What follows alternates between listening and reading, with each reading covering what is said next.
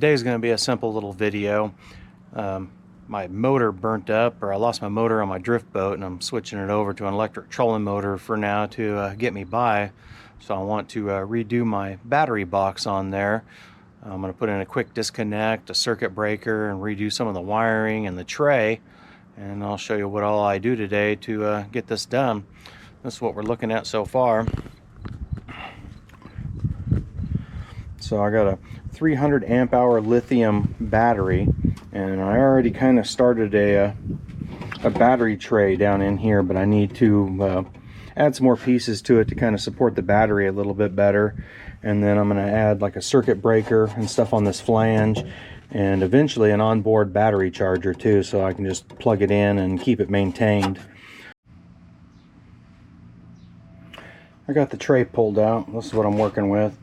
The motor and breaker was rated for 8 gauge wire for the 50 amps that'll be drawn, but I had some 4 gauge that was left over from a previous job that I'm going to use. It fits the quick disconnect and everything.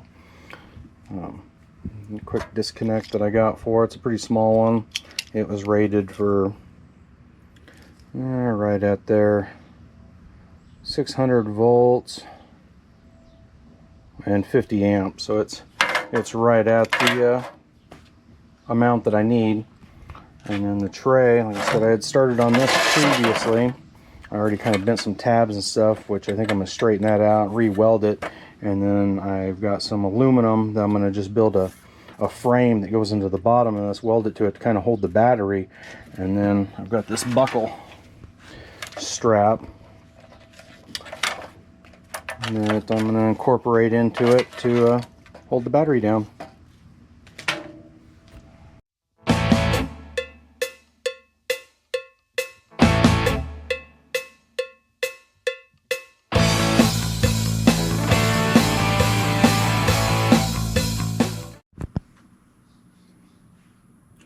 Got all my pieces cut out. I just used a cutoff wheel on a grinder to cut the aluminum pieces. My saw is buried and I didn't feel like digging it out, so this was the easy way. I'm going to weld this into a box.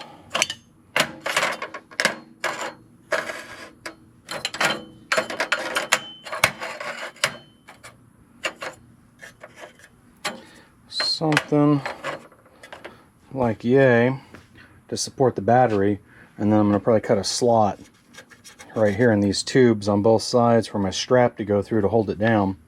And I want to keep everything nice and centered so that the boat stays kind of balanced. And then I got this flange here to where I can mount all the electrical accessories and stuff onto and keep it all nice and clean.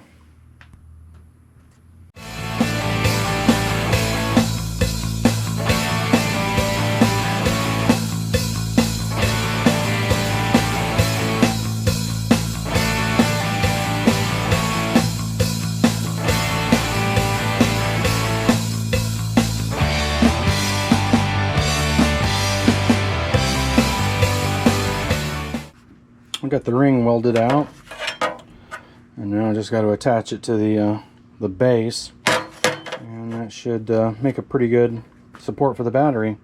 I still got to come in. I'm going to grind a little spot out on the bottom of this, a little relief right there, a little relief in here on both sides for the strap to be able to slide under it. I'm going to check it now just to make sure that it's going to fit on the battery, which it should, and we should be good to go.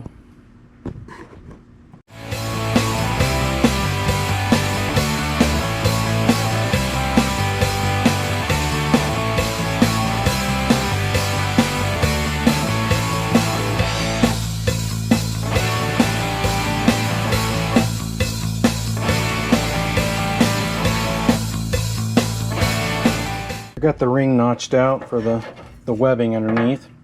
I just took a file and kind of deburred it and knocked down all the sharp edges. I went lengthwise on the battery just because I've got a mounting screw hole that's back here on that side, and the strap would have covered it up. So I went the other direction with the strap on it. So I'm just going to tack this ring down lightly, probably in each one of the corners. I'm not going to get too carried away because it'll warp the main pan.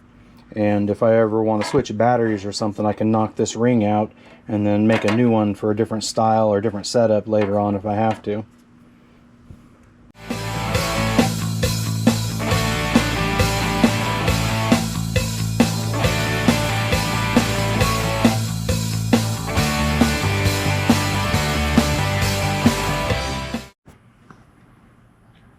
Should be all done with welding. I got the tray all tacked out and got it kind of where I want it. Should be pretty good support for the battery. You can see where the straps will slide down underneath. Hold it on there. Got a little bit more cleanup and stuff on it. I'm going to let it cool off now and I'll be on to wiring.